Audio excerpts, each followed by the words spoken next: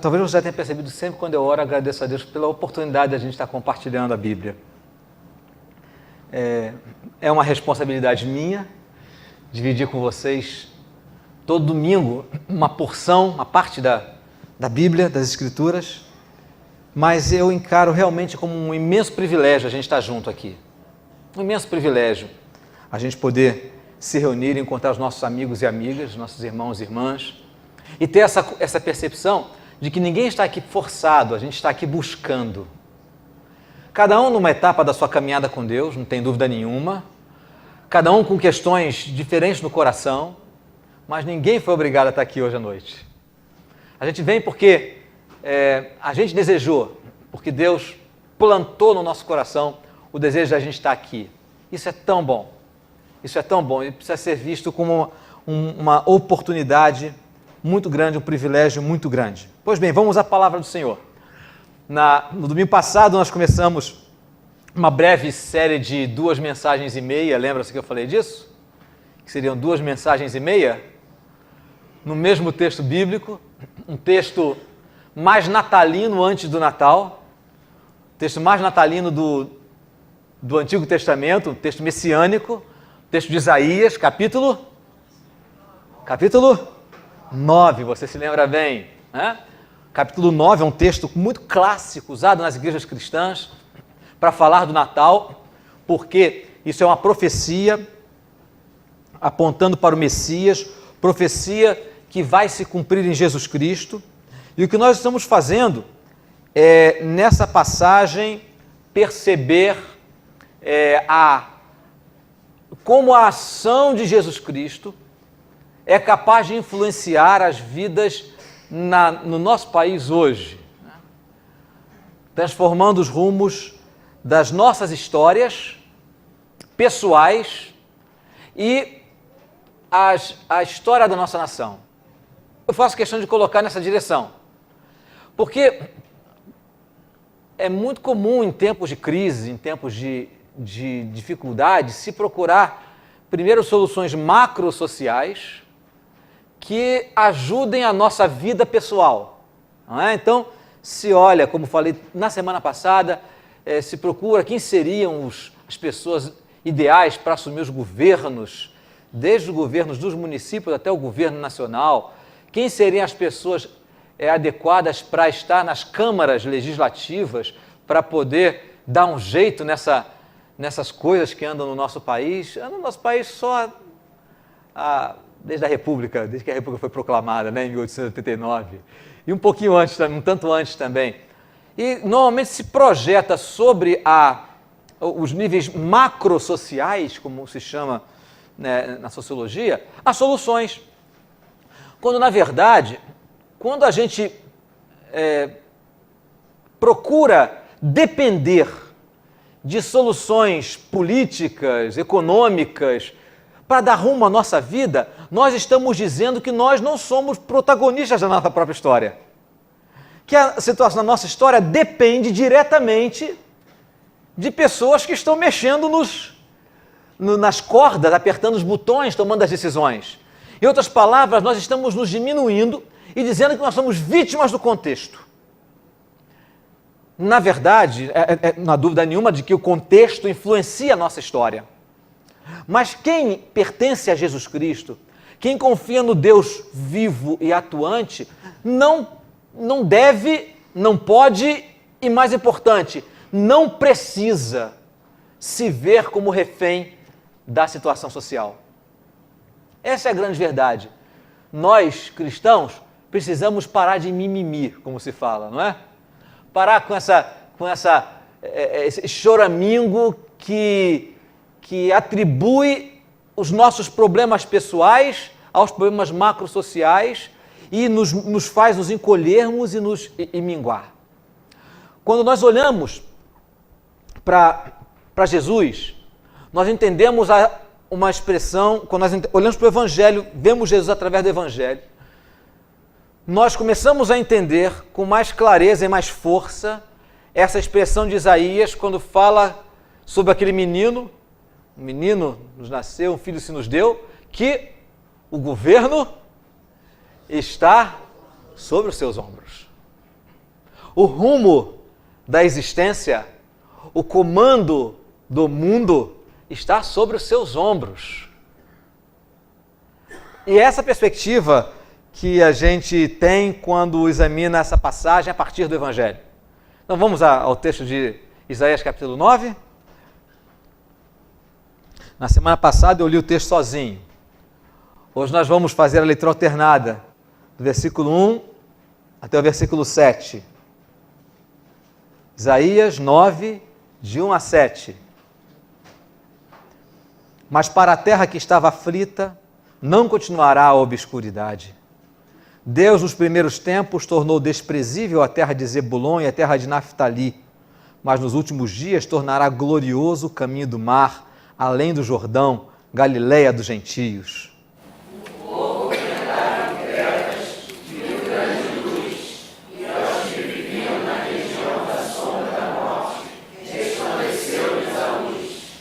Tens multiplicado este povo, a alegria lhe aumentaste. Alegram-se eles diante de ti como se alegram na ceifa e como exultam quando repartem os despojos. Porque tu quebraste o jugo que pesava sobre eles, a vara que lhes feriu os ombros e o cetro do seu opressor, como no dia dos midianitas. Porque toda bota com que anda o guerreiro no tumulto da batalha e toda veste revolvida em sangue serão queimadas, servirão de pasto ao fogo. Porque um menino nasceu, um filho se nos deu, o governo está sobre os seus ombros, e o seu nome será maravilhoso conselheiro, Deus forte, Pai da eternidade, príncipe da paz. Para que se aumente o seu governo e venha paz sem fim sobre o trono de Davi, sobre o seu reino, para o estabelecer e o firmar, mediante o juízo e a justiça, desde agora e para sempre. O zelo do Senhor dos Exércitos fará isto. Você leu o versículo que é o centro da nossa reflexão bíblica no domingo passado, hoje, e da meia reflexão bíblica do domingo que vem à noite. Eu queria que você lesse novamente o versículo 6. Você leu, você vai reler. Agora leia pausadamente, porque a gente normalmente recita os textos que a gente mais conhece, né? A gente recita, sem pensar muito. Mas leia o texto em voz alta, pensando, né, detidamente pensando no que ele está falando. Vamos lá, eu começo junto com vocês. Porque um menino nos nasceu.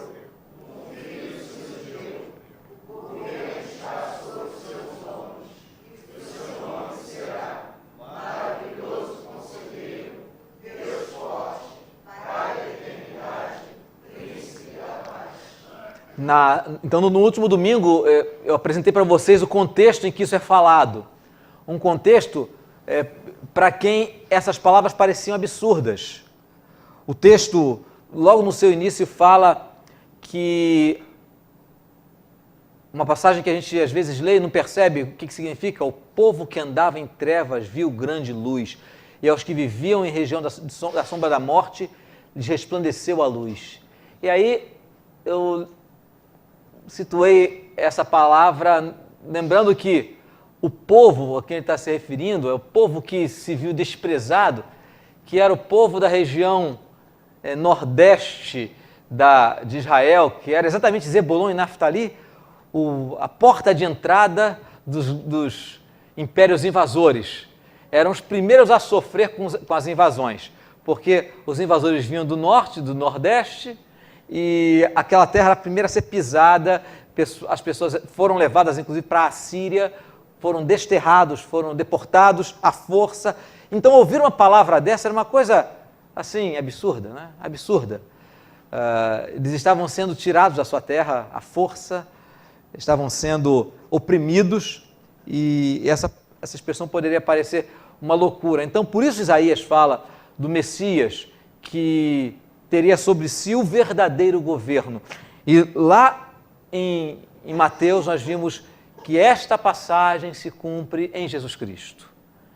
Jesus é aquela criança, é o menino que é dado ao seu povo, que instaura um governo novo, um governo diferente. E Jesus nos fez entender isso, nos fez entender que o seu governo era exercido a partir da influência que ele tinha sobre as vidas das pessoas, sobre o poder transformador que ele tinha, o impacto que ele causaria sobre as vidas das pessoas. É possível que você se lembre uma palavra que Jesus falou em João capítulo 12. Ele diz assim: quando eu for levantado da terra, eu vou atrair todos a mim mesmo. Ele estava falando da sua crucificação. E a sua crucificação é realmente o ponto focal para onde a nossa fé converge, para onde os nossos olhos se voltam, para nós entendermos com mais profundidade a ação do Messias, como o Messias governa. O Messias governa porque se entregou pelos seus governados. Ele entrega a sua vida e exerce o seu governo sobre a vida daqueles que são seus. E espera que aqueles que são governados por ele sejam essa influência. E nós vamos ver isso nas expressões, nas características que Isaías traça, mostra para a gente a respeito da personalidade do Messias. No domingo passado falamos sobre a primeira característica de Jesus como o maravilhoso conselheiro, aquele que tem as palavras de vida eterna. E aí lembramos aquela passagem de João 6, quando vários seguidores de Jesus vão embora, desertam, desistem, e Jesus pergunta para os 12, vocês querem ir também? E Pedro responde, para quem que nós vamos, Senhor? O Senhor é que tem as palavras de vida eterna. É o Senhor que tem a orientação para a nossa vida. É o Senhor que tem a direção para nós. E nós temos crido que o Senhor é o Santo de Deus. A nossa vida está investida no Senhor. Então, Jesus é que tem as palavras de vida. Diz um ditado popular, eu me lembro desse ditado na minha infância, dizia que conselho, se fosse bom, ninguém dava. Fazia o quê? Vendia. E aí uma vez eu ouvi um amigo respondendo a esse ditado, achei muito interessante. Ele dizia assim, mas um bom conselho não tem preço que pague, né? Não tem preço que pague, então não dá para ser vendida. Os conselhos do maravilhoso conselheiro são conselhos eternos. Jesus tem as palavras de vida eterna que não tem preço, não tem Mastercard que leve, não é que pague. Não tem. As palavras do Senhor são palavras de vida para nós. Direção para a nossa vida, instrução para a nossa caminhada, para o nosso cotidiano, para o nosso dia a dia. Agora, essa palavra, esse ditado seria verdade se o nosso Messias fosse só alguém que desse um conselho e dissesse, olha, eu estou te falando isso, você faz o que quiser, você se vira para seguir, se ele aconselhasse à distância, sem se envolver com a gente. Mas Isaías fala que esse conselheiro fantástico, maravilhoso, sem igual, o Messias que nos dá conselho na palavra do salmista, até durante a noite o Senhor nos aconselha. O salmista diz que aos seus amados ele dá enquanto dormem. Isaías fala que esse Messias, que o Senhor, que o menino que nos foi dado, não é um conselheiro distante, porque ele não é apenas um maravilhoso conselheiro, alguém que está distante diz assim, olha, faz isso, viu? Faz aquilo, faz aquilo. Ele continua a dar características que aproximam o Messias, o maravilhoso conselheiro, da nossa realidade. E nessa reflexão, eu vou enfatizar com vocês as duas próximas características. Além de maravilhoso conselheiro, ele é Deus forte, Pai da eternidade. Vamos ficar nessas duas hoje, porque o Príncipe da Paz fica para o domingo que vem, na cantata do coral, não é? Hoje nós vamos falar sobre Deus forte e o Pai da eternidade, ou, numa outra tradução, Pai eterno. Ele não é apenas o dono da eternidade, ele é o Pai que dura para sempre. Olhando para essa expressão Deus forte, a gente precisa lembrar que um conselheiro, sem o poder necessário para sustentar quem resolve obedecer, não é nem um conselheiro, é um palpiteiro. É uma brincadeira sem graça. Um Deus que diz, do alto da sua autoridade, como nós devemos viver e deixa os seus seguidores assim, sem condições de cumprir, não é o Deus que Jesus Cristo vem nos revelar. É uma covardia, seria uma grande covardia o Senhor requerer de nós, desejar de nós uma maneira de viver, nos dar conselhos para a vida, dizer para mim e para você, olha meu filho, minha filha, o que eu tenho para você, a minha instrução para o seu comportamento nesta situação, nessa decisão que você vai tomar, meu conselho é esse. E dá um conselho difícil de ser cumprido. Difícil de ser cumprido. E olha que Jesus, de uma forma direta na Bíblia, mas também indireta na sua experiência pessoal, eu tenho certeza que ele já te deu alguns conselhos para serem levados adiante. Orientações que você percebeu que iam te causar problemas. Porque a gente vive num ambiente em que as pessoas não se preocupam com Deus. Não se preocupam em se dirigir pelos princípios do Evangelho. Se todo o nosso país se preocupasse em se dirigir pelos princípios do Evangelho, a gente não teria os problemas que nós temos hoje na nossa nação. E é exatamente porque é difícil viver os conceitos do Evangelho, é que o nosso Messias não é apenas um maravilhoso conselheiro. Ele é o Deus que tem poder para nos sustentar nas decisões que nós tomamos. É o Deus que está do nosso lado. É o Deus que não brinca. Como disse Agostinho, Deus dá aquilo que Ele exige. Em outras palavras, o Deus que diz para você, meu filho, minha filha, age dessa maneira. É contrário àquilo que parece mais normal na sociedade, mas age dessa maneira. Se comporte assim. Tome essa decisão. É o Deus que nos dá as condições de fazer isso. Nos dá as condições, porque realmente nós somos frágeis, nós somos fracos. Para nós é muito difícil andar na contramão da sociedade, mas o nosso Messias é Deus forte. E ele fez uma promessa que você conhece muito bem. Quando Jesus deu, lá no finalzinho do Evangelho de Mateus, Jesus já ressuscitado, ao lado dos seus discípulos, deu a ordem para que, enquanto eles fossem vivendo, eles fizessem discípulos, lembram-se disso? Você conhece bem essa passagem? Eles fizessem discípulos em todos os lugares onde eles estivessem, ensinando essas pessoas a guardar o que ele tinha ordenado. Olha só, então é um conselho do Senhor, é uma direção do Senhor. A passagem de Mateus 28, de 18 a 20, é uma passagem que, na verdade, ela está mal traduzida na nossa versão da Bíblia. Você conhece a expressão. Qual é a expressão que Jesus fala ali? Ide, fazei discípulos. Ide, fazei discípulos. Mas a palavra de Jesus não é o imperativo para que a gente vá. A palavra de Jesus é, vocês estão vivendo, enquanto vocês vão, façam discípulos. Enquanto você está vivendo esse mundo tenebroso, difícil, testemunhe de mim, fale de mim.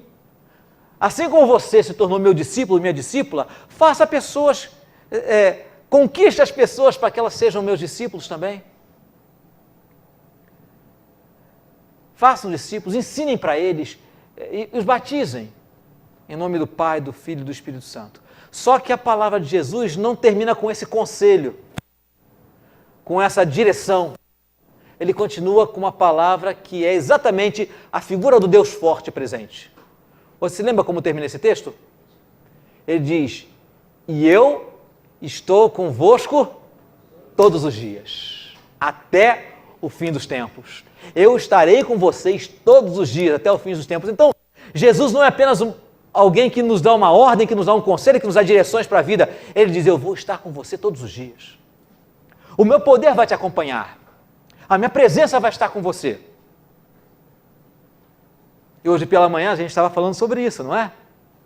Como o Evangelho é o poder de Deus presente nas vidas das pessoas, capaz de mudar as direções, capaz de remodelar a cabeça, dar uma outra visão de mundo, dá coragem para se viver como seguidor de Jesus no mundo que não segue a Jesus. O Evangelho é o poder de Deus e o Espírito Santo está aí, é Jesus Cristo presente em espírito todos os dias na nossa vida.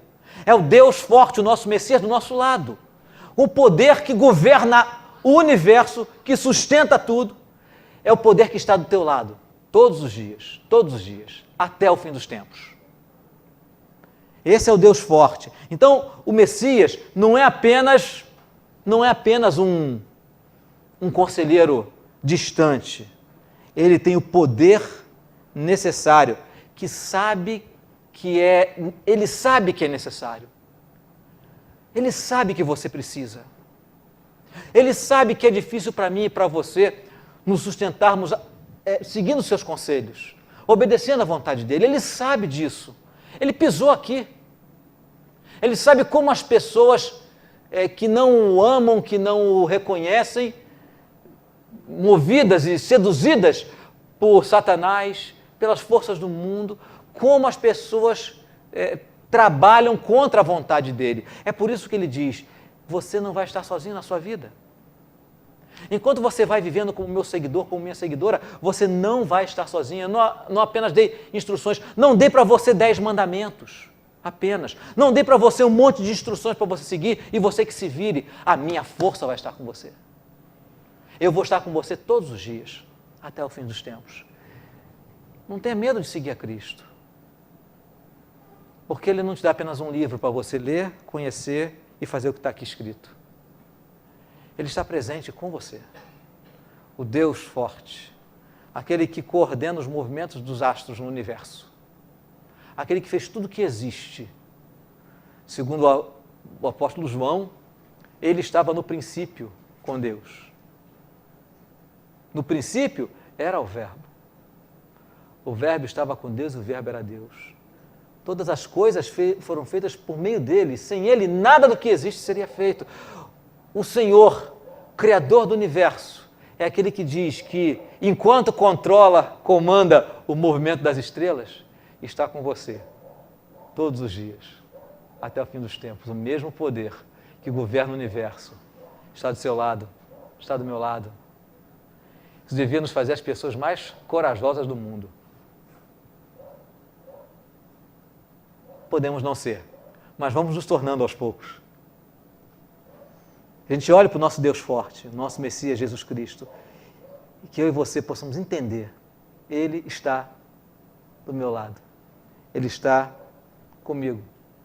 O Deus Todo-Poderoso, o Messias, que é o Deus forte, está presente do nosso lado. Então, essa é a característica, essa é a aplicação prática do governo do Deus forte, do Deus poderoso, garantindo a sua poderosa presença, nos acompanhando, nos dirigindo e também nos transformando, também nos mudando. Talvez você tenha vivido já situações em que você tenha lutado consigo mesmo, consigo mesma, coisas que você entende que deveriam mudar em você, mas você não encontra forças para mudar. Nós não temos forças em nós, mas o Deus forte, através do seu Evangelho, tem poder também para nos transformar de dentro para fora. Maravilhoso conselheiro, que nos aconselha, nos dirige no caminho da vida, nos diz como viver, mas não nos deixa sozinhos, não diz para nós se vira. Ele diz, eu estou com vocês, todos os dias. O meu poder está do seu lado, o meu poder está com você. Tome as decisões baseadas no fato de que eu estou do teu lado, de que o Deus forte está lhe dando condições de obedecer. Mas ainda há uma outra, a expressão seguinte diz que Ele é Pai da eternidade, ou Pai eterno. A primeira expressão de hoje, Deus forte nos fala do seu poder, E o Pai da eternidade nos fala do seu amor eterno, Pai da eternidade ou Pai eterno. Nos fala do seu amor duradouro e vamos acrescentar um dado aqui a esse amor. É amor poderoso também. Nosso Senhor é Pai eterno. Há um versículo bíblico que fala de forma muito profunda, pelo menos para mim fala assim de uma forma muito, sensibiliza o meu coração. Um texto de Salmos, Salmo 103, que mostra o coração paternal. Lembre-se, o Pai é eterno. É o Pai de sempre e para sempre. De sempre e para sempre. Mas Ele tem esse coração que cuida de nós, esse coração amoroso. No cerne do Deus eterno e todo-poderoso está o amor. E veja como o salmista descreve esse amor paterno de Deus. Ele diz, como um pai se compadece dos seus filhos, assim o Senhor se compadece dos que o temem. Vamos ligando as características do Messias. Vamos ligando a sua capacidade de ser um conselheiro sem igual, cujo poder, cuja força está ao nosso lado, nos capacitando a obedecê-lo, mas também cujo amor cuida de nós. Um amor que nos atrai, que nos seduz. Segundo a palavra do profeta, ele nos atraiu com laços de amor. Um pai sem igual, que não pode ser comparado com ninguém, é um pai que simplesmente porque ele é de eternidade a eternidade, de uma ponta a outra da eternidade. Desculpem essa expressão impossível, porque a eternidade não tem pontas, não é? Ela é eternidade para trás e eternidade para frente. Aquele que sempre é o Pai. É o Pai que cuida de mim e de você. É aquele que se compadece dos seus filhos. E esse amor foi demonstrado na vida de Jesus. Esse amor que reconhece as nossas fraquezas. Esse amor que é capaz de falar para a gente culpada. Como, por exemplo, da mulher que foi pega em adultério. Eu não te condeno. Eu não te condeno. Vai e não peque mais. Muda a sua vida. É só a palavra paternal, amorosa, assim é que pode realmente fazer uma pessoa que andou totalmente errada mudar o rumo, o destino da sua vida. Não é a ameaça de um Deus todo-poderoso. E nós já vimos que o poder de Deus não está aí para nos ameaçar, está aí para nos sustentar. Mas é esse amor poderoso de Deus, que é capaz de superar, de suplantar, de ser maior do que os pecados, do que a própria morte. A gente normalmente pensa em amor, né? Amor paternal. A gente pensa em amor como uma coisinha frágil. A nossa cabeça pensa em amor como uma coisa romântica, uma coisa meio melosa, né? Meio assim, frágilzinha. Mas existe uma expressão também no Antigo Testamento, num livro que a gente, quando lê, a gente sabe que ele é na verdade um poema de amor entre um homem e uma mulher, mas é uma descrição que é colocada ali no livro de Cantares de Salomão, o Cântico dos Cânticos, que descreve com uma propriedade muito, muito grande, muito precisa, apesar de ser poético, essa qualidade do amor verdadeiro. Cantares, o Cântico dos Cânticos, capítulo 8, tem essa expressão, versículo 8 e 6, 8 versículos 6 e o versículo 7 também. Põe-me como selo sobre o teu coração, como selo sobre o teu braço, porque o amor é forte como a morte e duro como a sepultura ao ciúme. As suas brasas são brasas de fogo, são veementes labaredas. Temos o versículo 7? As muitas águas não poderiam apagar o amor, nem os rios afogá-lo. Ainda que alguém desse todos os bens da sua casa pelo amor, seria de todo desprezado. Volta no versículo anterior, Mateus, por favor. O que o escritor bíblico, o que Salomão está falando aí, é que o amor não é essa coisinha bobinha, fofinha, né? Romântica, mas que o amor é extremamente poderoso. Não existe força que se rivalize com o ser humano maior do que a morte. A morte é a grande ameaça de todos os seres humanos. E aí o escritor bíblico, inspirado pelo Espírito Santo, diz: o amor é forte como a morte. E em Cristo, o amor se mostrou mais forte do que a morte. Mais forte do que a morte. O amor do nosso Pai foi demonstrado em Jesus Cristo. Esse amor poderoso do Pai mora em Jesus. Está em Jesus. O amor paternal e eterno de Deus nos libertou do maior de todos os poderes abaixo de Deus, que é a morte eterna. Quando nós olhamos para o Evangelho, nós vemos que Jesus é o amor do Pai eterno apresentado por nós na cruz. O Senhor diz assim através do seu profeta: com amor eterno eu te amei. Por isso, com benignidade eu te atraí. Com amor eterno eu te amei. Por isso, com benignidade eu te atraí. Jesus mostra como é o amor de Deus. É um amor exigente, sim, mas é um amor que se marca muito mais pela entrega, pela doação de si mesmo,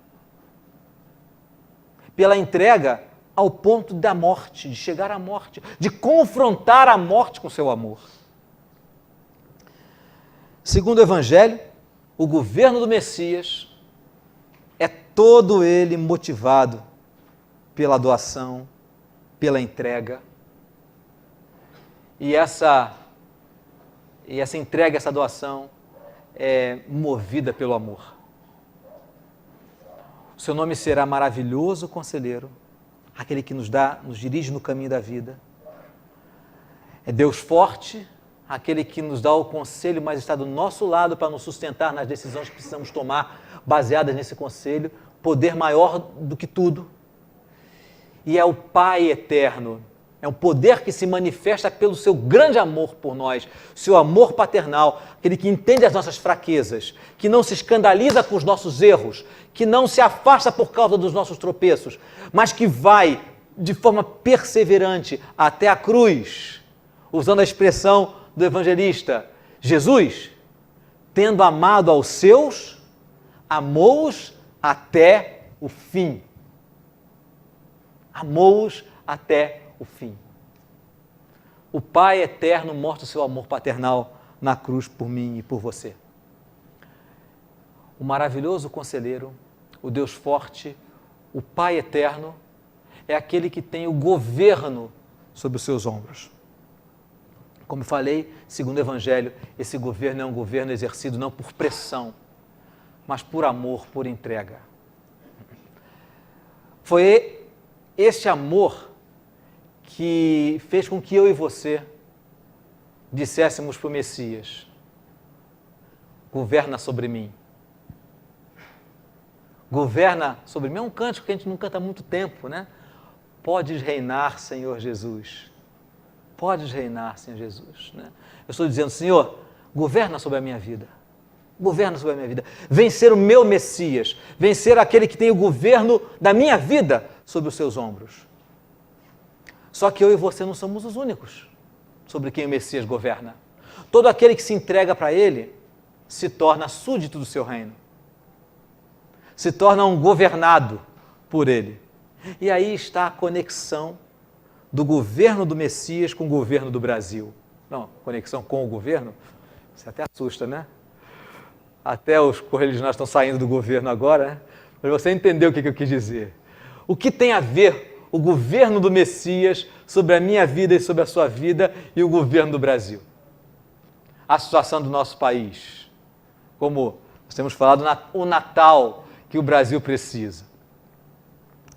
Aqueles que querem um governo decente, dirigido pelas motivações do Messias.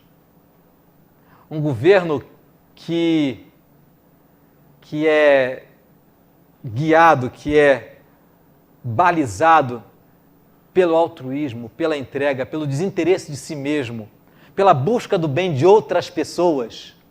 como foi exatamente a revelação do governo do Messias, se entregando pelo bem de outras pessoas, não reivindicando para si. Paulo fala isso quando ele veio.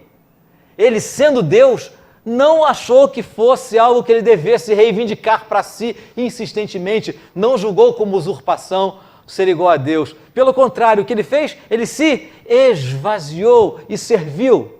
As pessoas que dizem que estão sob o governo do Messias precisam viver dominadas por essas mesmas motivações. Por essas mesmas motivações. Sendo referência do reino de Deus no lugar onde estão pisando. Vivendo nas suas famílias. Vivendo no seu trabalho. Vivendo na sua escola, na sua universidade. Vivendo nos seus negócios. Vivendo em todos os seus relacionamentos, os valores do Messias. Se o governo está sobre os seus ombros, eu sou súdito deste que tem o governo sobre os seus ombros, a minha vida vai refletir nas minhas relações o governo do Messias, aquilo que Jesus chamou de o reino de Deus. Somos eu e você, irmão, irmã, que vamos mostrar para essa nação, junto com outras pessoas, que seguem o Messias, não que dizem seguir o Messias, é diferente, mas que seguem o Messias, somos nós que mostramos quais são os verdadeiros valores sobre os quais devem ser construídas uma nação. Somos eu e você tomando decisões no nosso cotidiano que mostrem a presença do governo do Messias, que vamos influenciar quem está perto de nós. Hoje pela manhã nós ouvimos nosso irmão Roberto falando da experiência dele, que foi batizado há pouco mais de 2 anos aqui. E ele falou uma coisa, e eu repito para vocês uma coisa que eu falei aqui pela manhã, nós não combinamos nada. Apenas falei, quero que você dê seu testemunho de como que foi e tem sido sua vida com o Evangelho. Foi uma palavra muito simples dele, mas uma coisa me marcou no que ele falou. Ele disse assim, eu convivo com as pessoas, não forço a barra com ninguém, mas também não deixo de me posicionar. E algumas pessoas tinham até me perguntado, o que é isso aí que você está vivendo? O que é isso aí, esse seu jeito de ver as coisas e de viver? Pois é assim que nós somos chamados a servir ao verdadeiro governante do universo. Ao Messias tem o governo sobre os seus ombros. Não é honrado, não é digno, se eu e você reclamamos tanto do governo da nação, do estado, do município, se nós não estamos vivendo de maneira a mostrar para o mundo o verdadeiro governo do Messias. Por isso, nosso desafio hoje é termos vidas honradas. Vidas que onde quer que a gente esteja pisando, a gente faça as pessoas verem que existe alguém que realmente comanda a minha vida. Não é o governo federal, não é o governador, não são os deputados, não são eles que ditam a maneira como eu vivo.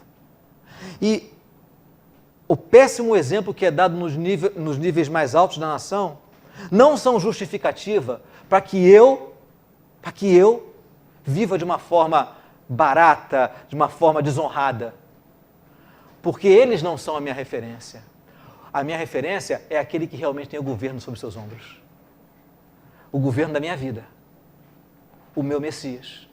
O seu Messias, Jesus Cristo.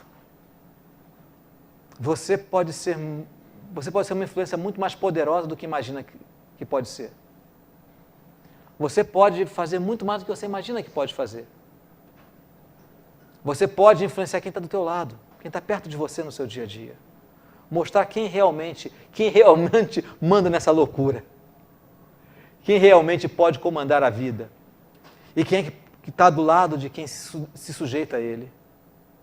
Dando força para ser elemento de transformação na sociedade. Assim o reino de Deus entra no mundo. Assim o reino de Deus alcança as pessoas. O Messias, Jesus Cristo, falou que o reino de Deus parece com uma mulher que pegou uma medida de fermento e colocou dentro de uma massa de pão. Eu sou péssimo para dar esses exemplos, mas como foi Jesus que falou, eu falo. Eu não sei cozinhar, não sei nada disso. Mas Jesus falou que o reino de Deus é assim. É como uma medida de fermento. Lá em casa nós compramos uma máquina de pão, máquina de fazer pão. E aí Claudinha, de vez em quando, resolve fazer os pãezinhos lá. Ela diz assim, essa semana ela fala assim, vai na farmácia, na padaria, a farmácia não vende isso, né? Vai na padaria e compra fermento biológico. Fermento biológico. Aí eu cheguei na padaria, não na farmácia, cheguei na padaria e pedi para a menina, me dá a menor quantidade que você pode me vender de fermento biológico. Eu sou pão duro, né? Eu não quero gastar muito, mas é porque eu sei que precisa de pouco. E ela me vendeu 100 gramas de fermento. E aquele fermento vai estragar lá em casa, não vai, amor? Vai estragar lá em casa. Ela fez um pão maravilhoso, depois você peça uma receita para ela. Fez um pão maravilhoso, com passas, com canela, né? A boca vai encher, né, de água. Mas existem algumas exigências lá na receita que precisam ser seguidas à risca. E a quantidade de fermento que se coloca ali é ridícula. É ridícula. É uma colherzinha pequenininha, a menor medida que a Cláudia comprou também um montão de aquelas colherzinhas de medida, é menorzinha. Coloca ali, tem a propriedade de fazer aquela massa crescer. Jesus falou que o reino de Deus é assim. Você pode se sentir um farelo de fermento, incapaz de influenciar essa loucura que está o nosso país, o nosso estado, o nosso município. Mas confie no poder do evangelho que está em você. Não desanime de viver segundo o governo do Messias na sua própria vida. E você vai perceber que a palavra de Jesus é a verdade. O reino de Deus parece realmente com uma mulher que colocou um punhadinho de fermento lá dentro da massa. E daqui a pouco aquela massa cresce e alimenta muita gente. O reino de Deus é como uma pequena semente. Jesus usou a semente de mostarda, que era a menor semente que ele tinha disponível para exemplificar. Com a semente de mostarda, que é colocada no solo. E de repente ela cresce e se torna um belo arbusto. Mas ele diz uma outra coisa. As aves do céu vão procurar aquele arbusto para fazer ninho. As pessoas estão procurando aquilo que elas não sabem que existe, que é o reino de Deus. Elas procuram onde construir uma vida sólida, uma vida em paz, uma vida segura, uma vida com valores verdadeiros que tragam alegria e realização, que tragam o preenchimento que a alma humana precisa. As pessoas procuram, gente, procuram mesmo. E quem vai mostrar isso para as pessoas? Quem vai mostrar os sinais para as pessoas? É você. Sou eu. Somos nós que vamos mostrar os sinais do reino para as pessoas. Somos nós que vamos mostrar quem realmente é o Messias, quem tem o governo sobre os seus ombros, não importando quem esteja eleito em Brasília ou aqui no Rio de Janeiro. Quem tem realmente o governo das nossas vidas sobre os seus ombros? Quem é o verdadeiro Messias? Quem realmente comanda a vida? Então o desafio do Evangelho para nós hoje é esse. É que eu e você possamos, sem medo, sem mimimi, mas com firmeza, clareza, fazendo escolhas certas, até quando a gente for votar, fazendo escolhas esclarecidas, com base nessas verdades,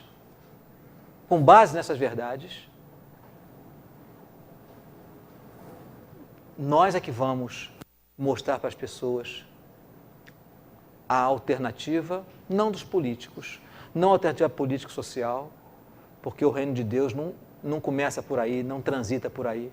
Ele transita pelos corações das pessoas. Começando no meu e no seu, onde o Messias já está entronizado, reinando e governando. Esse é o nosso desafio para pensarmos essa semana, a caminharmos essa semana mostrando o reino do Messias, o nosso maravilhoso conselheiro, Deus forte e Pai da eternidade. domingo que vem a gente vai ouvir sobre o princípio da paz. Cantado e só um pouquinho falado. Por isso que eu falei que são 2 mensagens e meia, porque eu vou falar muito pouquinho domingo que vem. A grande parte da mensagem vai ser cantada pelo nosso coral. Que o Senhor nos abençoe, nos dê essa graça de sermos referência para as pessoas na busca por um governo que realmente valha a pena ser vivido.